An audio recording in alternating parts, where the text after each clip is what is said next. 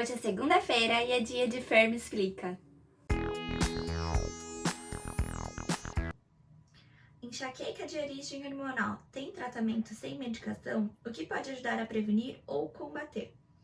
Olha, quando a gente está falando de enxaqueca menstrual, é importante a gente entender que eu já falei diversas vezes sobre isso, mas é muito difícil um único fator isolado ser capaz de provocar uma forte crise de enxaqueca. Então, isso quer dizer que, se você tiver todos os outros fatores sob controle, os fatores desencadeadores, mesmo você tendo as alterações hormonais decorrentes do período menstrual, elas não vão ser suficientes para te causar uma forte crise de enxaqueca. Para isso, você precisa de um bom tratamento preventivo, não apenas utilizando medicamentos, mas atuando diretamente nos fatores desencadeadores. E os principais deles são estresse, controle das emoções, alimentação, sono e atividade física. Então, se você consegue identificar os seus fatores desencadeadores, aí a gente atua diretamente nesses fatores e a gente consegue manter uma estabilidade no seu corpo. Assim, só as alterações dos níveis hormonais durante a menstruação dificilmente serão capazes de desencadear uma crise de enxaqueca em você. Excesso de cafeína pode piorar as crises de enxaqueca? Pode. A cafeína é contraindicada para pessoas com enxaqueca porque ela estimula o nosso sistema nervoso central e ela também é vasodilatadora. Então, a gente está falando de pessoas com enxaqueca, ela já tem um cérebro que é hiperestimulado e que é hipersensível. Então, você potencializa essa hiperexcitação desse cérebro, provocando aí um aumento das crises de enxaqueca ou uma piora na intensidade dessas crises. Tem que tomar muito cuidado com a cafeína. Qual a relação de hipotireoidismo com a enxaqueca? Eu fiz um vídeo sobre isso, chama Alterações na Tireoide e Enxaqueca, dá uma procurada aí no meu feed, mas não existe uma relação causa e efeito entre eles, ou seja, não é porque você tem hipotireoidismo que você necessariamente vai ter enxaqueca, e não é porque você tem enxaqueca que necessariamente você vai ter hipotireoidismo. Mas alguns estudos já mostraram que um grande número das pessoas que sofrem com enxaqueca tem hipotireoidismo. E aí, o hipotireoidismo causa diversas outras alterações que também propiciam uma piora nas crises de enxaqueca. É importante você fazer os exames, conversar com seu endocrinologista para ver essa possibilidade. Fê, é verdade que pessoa que tem enxaqueca tem mais chance de ter AVC? Sim, principalmente quando a gente está falando em pessoas com enxaqueca com aura. Essa chance aumenta para até 3 vezes, essa chance aumenta para 16 vezes quando a gente está falando de pessoas que têm enxaqueca com aura e tomam um método contraceptivo. E a gente fala em um aumento de até 20 vezes quando essa pessoa usa anticoncepcional, tem enxaqueca com aura e é fumante. Tem que tomar muito cuidado, sim. Oi, enxaqueca e reposição hormonal na menopausa, fazer ou não fazer? Isso vai ser um critério seu junto com a sua ginecologista. É muito importante vocês entrarem num consenso, sabendo das possibilidades. Para algumas mulheres, isso diminui as crises de enxaqueca, para outras, isso não faz diferença nenhuma. Vai depender muito do seu organismo.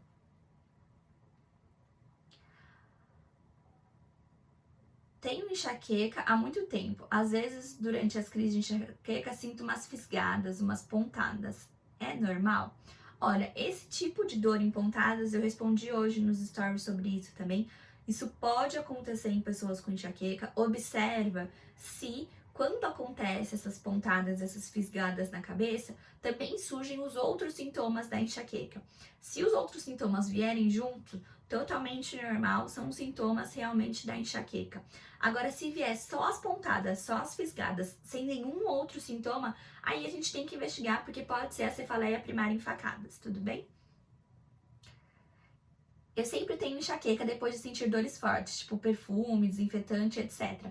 Olha, uma dica que tem funcionado para alguns pacientes é: quando você sabe que vai se expor para algum tipo de odor que é desencadeador das suas crises, você aproximar da sua narina, do seu rosto, algum outro cheiro que não é capaz de desencadear as suas crises.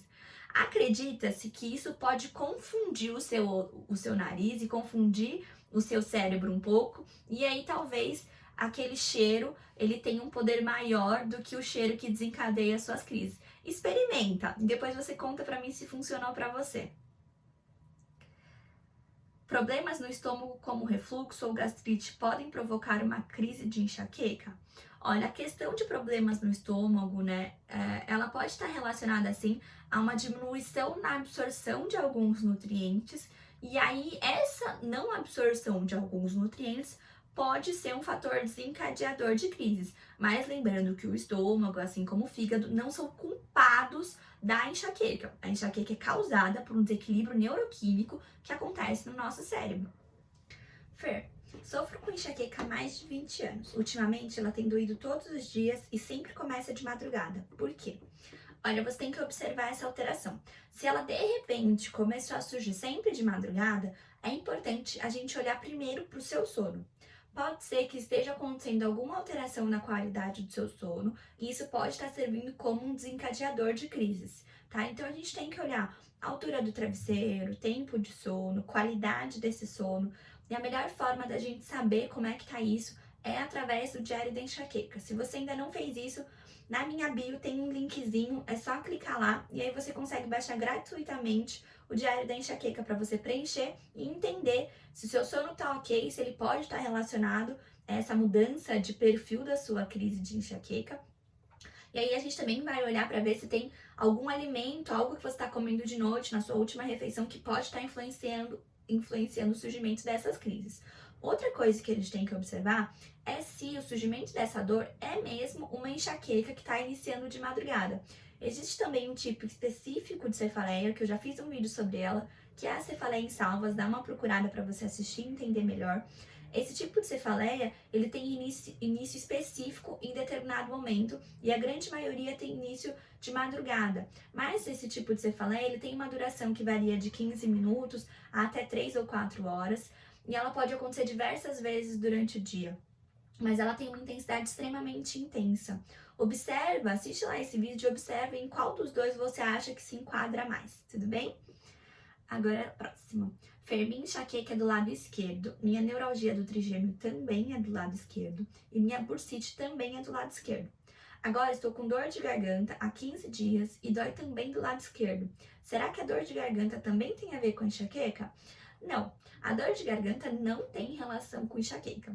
Né? A dor de garganta não é um dos sintomas da enxaqueca. É importante você observar que pode ser que você esteja sentindo essa dor de garganta mais acentuada do lado do esquerdo especificamente, porque você já tem esse lado esquerdo mais sensibilizado à dor, né? É onde você sente, é o lado onde você sente a enxaqueca, a dor de cabeça da enxaqueca, é o lado onde você tem a bursite. Então pode ser que esse seja um dos fatores que esteja influenciando você ter essa percepção mais acentuada do lado esquerdo.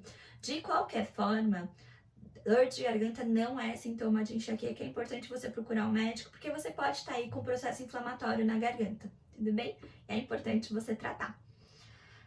Fê, já estou há 3 meses com dor todos os dias, já passei no neuro e ainda não acertei no medicamento, me ajuda. Olha, é muito importante a gente entender que uma vez quando a crise se instala, é muito difícil da gente controlar ela. Né? Se nem as medicações estão conseguindo controlar, é importante que você converse sobre o seu neurologista sobre um tratamento preventivo adequado.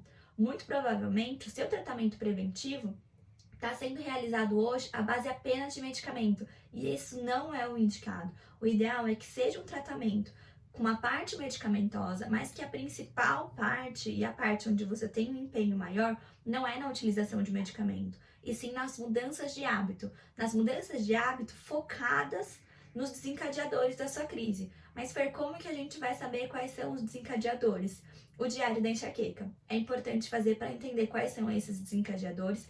E aqui, no Empoderamento da Enxaqueca, eu sempre dou dicas de como ajudar a diminuir a intensidade das crises e também de como a diminuir a frequência delas. Então, você pode achar aqui no meu Instagram automassagem, eu falo sobre compressa, tem exercícios de acupressão, então são diversas técnicas que auxiliam na diminuição e no controle das crises de enxaqueca baseada no método Empoderamento da Enxaqueca.